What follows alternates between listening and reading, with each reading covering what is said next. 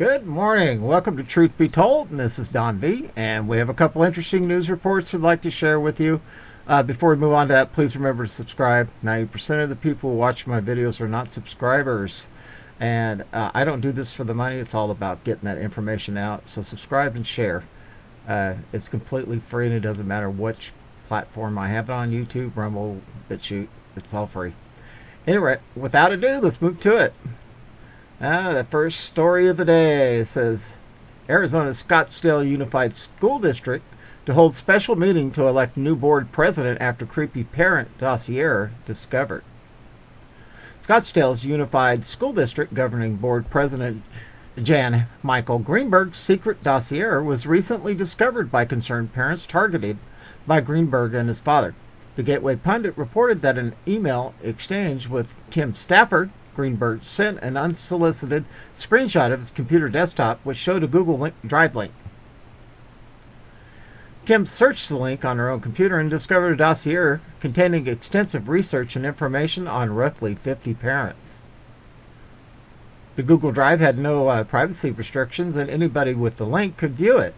It also contained private personal information, including background checks, family information, cyber stalking, hidden body camera footage, and tax records, and even social security numbers. What's this dirtbag doing?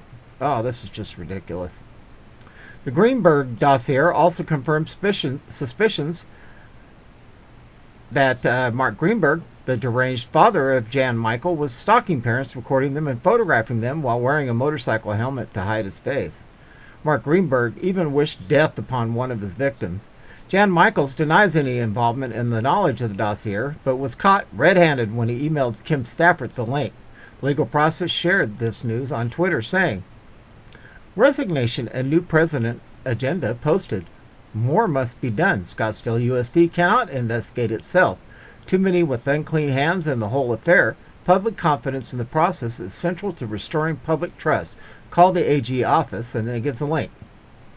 And on the Legal Press, it says, "Resignation and new president agenda posted. More must be done. Scottsdale USD." Okay, it's just basically the same thing what I just read. All right, so moving on. It says, school board candidate Amy Carney also said that they all knew and needed to be replaced. A new report by the Gateway Pundit also details how the entire school district could be involved in this dossier. Amanda Ray was a concerned parent who was targeted by Greenberg's allegations, alleges that the superintendent also had knowledge of the disturbing dossier. If true, this investigation cannot be conducted by the very same department. That would be like trusting an election investigation conducted by the same county that stole the election.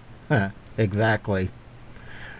You don't bring in your same department to investigate one of your own. You bring in an outside department to do it. Former Maricopa County Supervisor Steve Chukri. Arizona State Representative Shauna Bollock called the Arizona Attorney General Mark Bavornich to open a criminal investigation in the board and Mark Greenburg. Yesterday, Scottsdale Unified School District issued the following notice. Notice of special meeting Monday, November 15th, 2021, Scottsdale's Unified District.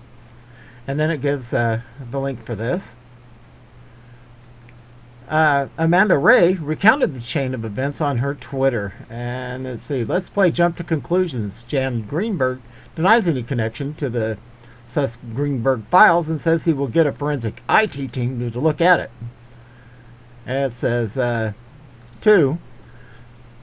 Sends letter to community. While the existence of the site in its public record context may raise concerns, such activities are not within the purview of the Scottsdale Unified School District to control and are unrelated to the district's task. 3. Menzel's announced that Scottsdale USD began the process of hiring an independent forensic investigator to determine if any school resources were used to compile, access, or modify the private dossier allegedly created and maintained in Google Drive folders. Okay. 4. Taxpayers are now paying for Jan Greenberg's forensic IT investigation. 5. What's next? Does Jan Greenburg have the stones to show up at the special meeting on Monday night? What say you? So it says, we shall see if Greenburg even shows up for the special meeting in his honor.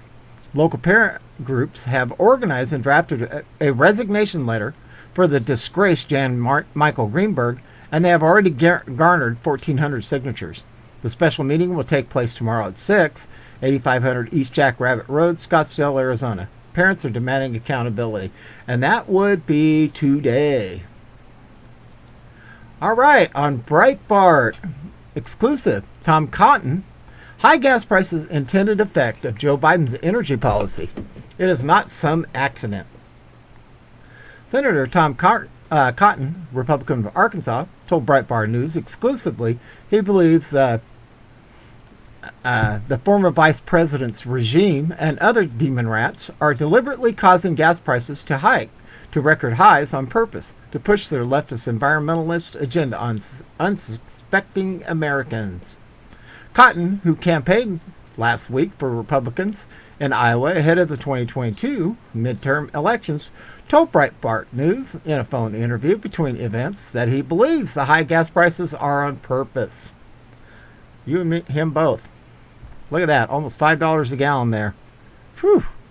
Most notably, more and more people tell me that they're not even able to fill their pickup truck tank up for the entire week, Cotton said. They've got to fill up half a tank and hope that the prices comes down by the end of the week. That in particular is the intended effect of Joe Biden's energy policy. It's not unintended or some accident. They want gas to cost $4 a gallon because they want all of us to get out of pickup trucks and SUVs and get into small electric compacts or bicycles or scooters or whatever else Pete Buttigieg takes to work.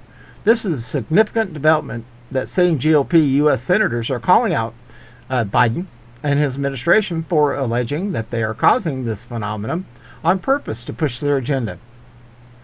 Biden last week expressed shock about gas price hikes while selling his infrastructure plan after the U.S. House passed the so-called bipartisan infrastructure framework. 87 days after the U.S. Senate passed the bill, the former vice president is expected to sign the plan, which contains billions of dollars in spending on a push toward electric vehicles away from cars and trucks that run on gasoline. Never get me in one, Biden. Never. Cotton argues that the Demon Rats' high spending agenda, which was even backed by some Republicans, you mean rhinos, in both the House and Senate, is only going to cause more inflation across the board.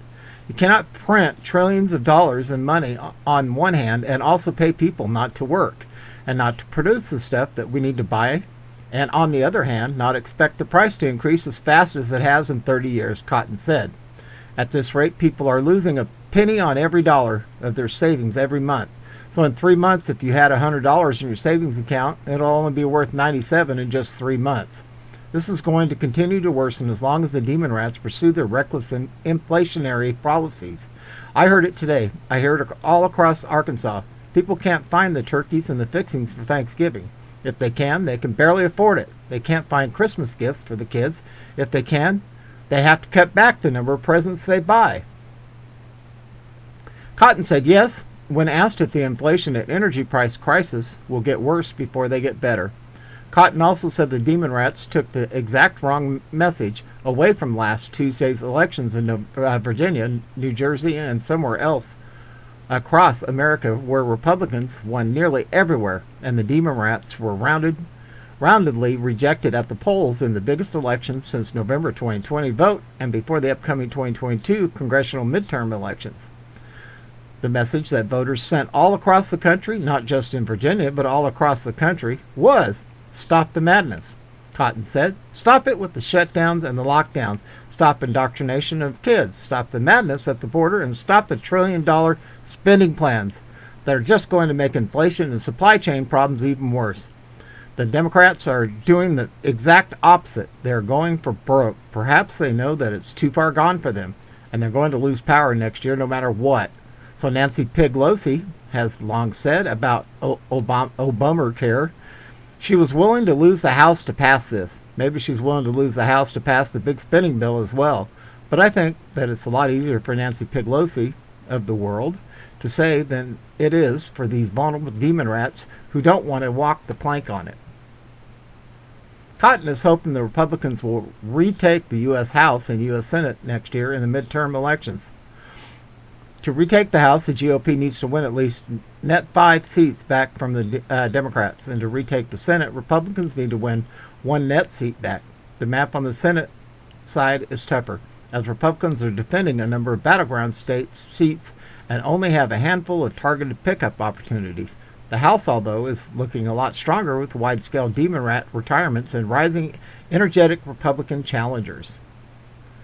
I think the simple act of winning back Congress will help deter the radical left in charge of the Biden regime and a lot of their interest groups from their dumbest and most dangerous idea, Cotton said. Look, for instance, how quickly you had the National School Board Association climb down from their efforts to sick the feds on parents going to the school boards.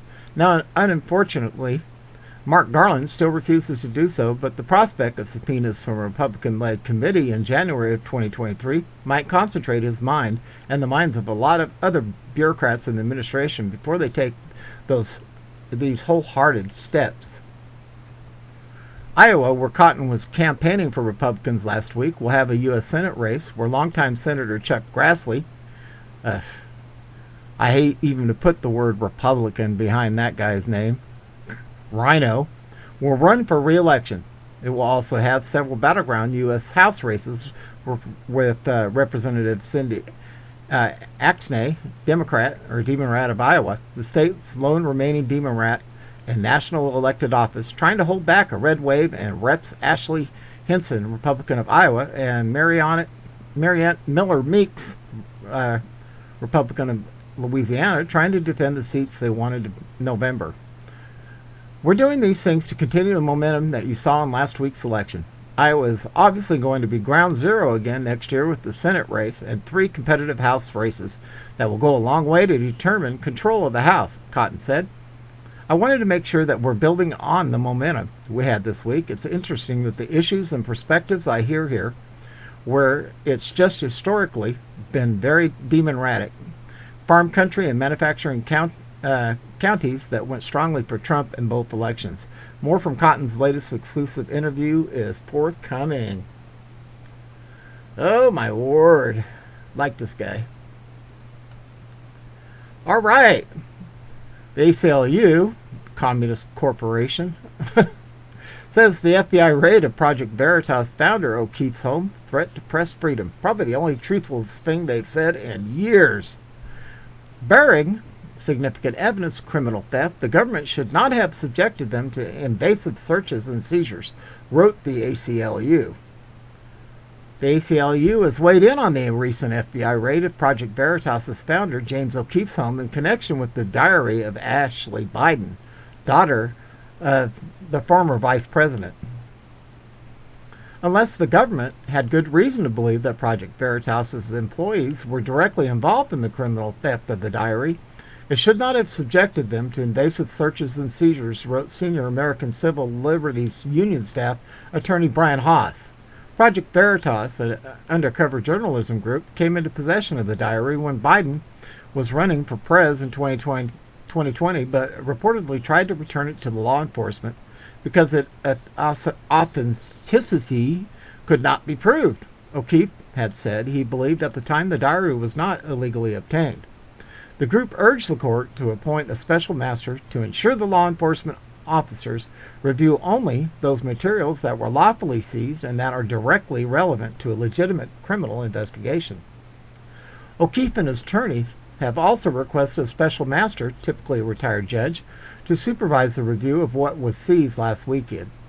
O'Keefe's cell phones, at present, there is no public indication that the diary was stolen or that Project Veritas helped carry out its theft. A lawyer for O'Keefe told the court that sources of the organization said they had obtained the diary after Ashley Biden abandoned it at a home in Delray Beach, Florida. Project Veritas, which has never published any material pertaining to the diary, ultimately turned over the document to the authorities before the 6 a.m. raid of O'Keefe's home on October 6th. Attorneys for O'Keefe's complained to a federal judge that the pre-dawn raid denied O'Keefe the usual legal protection afforded to journalists. One question is whether the courts view O'Keefe's work as journalism. Reasonable observers might not consider their activities to be journalism at all, reads the ACLU statement in reference to some of the disgraceful deceptions in which Project Veritas has engaged. Whatever. You mean the truth? You guys don't like it when the truth comes out, do you? Last month, Attorney General Mark Garland struggled before the Senate Judiciary Committee to define who qualifies a journalist under the Justice Department policies. It's very difficult to make that kind of decision, he said. Interesting. Well, guys, that's what we got for this report. Hope everybody has an absolutely awesome Monday. This is Don V. We're broadcasting in Arizona under sunny skies. Looks like we might be 61, 62 today. Relatively cool. Everybody have a wonderful fall day, and we are out of here.